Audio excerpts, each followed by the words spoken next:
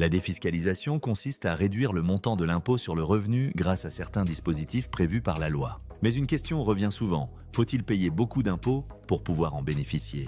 En réalité, il n'existe pas de montant minimum d'impôt pour utiliser un dispositif de défiscalisation. En revanche, pour qu'il soit réellement utile, il faut bien sûr être imposable. Si vous ne payez pas d'impôt sur le revenu, recourir aux réductions et crédits d'impôt n'est pas une priorité. Il faut aussi comprendre la différence entre réduction d'impôt et crédit d'impôt. Une réduction d'impôt vient diminuer le montant de l'impôt à payer, mais elle ne peut pas aller au-delà de ce montant.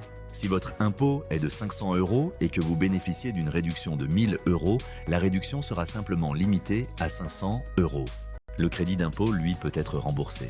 Si son montant dépasse l'impôt dû, l'administration fiscale vous verse la différence. Plusieurs dispositifs permettent de réduire son impôt.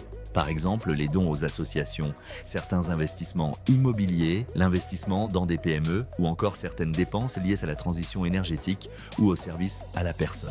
Cependant, l'ensemble des avantages fiscaux est soumis à une règle importante, le plafonnement global des niches fiscales. Dans la plupart des cas, ce plafond est fixé à 10 000 € par an et par foyer fiscal. Cela signifie que le total des avantages fiscaux cumulés ne peut pas dépasser ce montant. En pratique, plus votre impôt est élevé, plus vous pouvez utiliser efficacement ces dispositifs. A l'inverse, si votre impôt est faible, l'intérêt de certaines réductions d'impôt peut être limité. Il est essentiel d'adapter sa stratégie à sa situation, pas uniquement sur le plan fiscal. Niveau d'imposition, objectifs patrimoniaux et horizon d'investissement. En résumé, il n'existe pas de seuil minimum pour défiscaliser.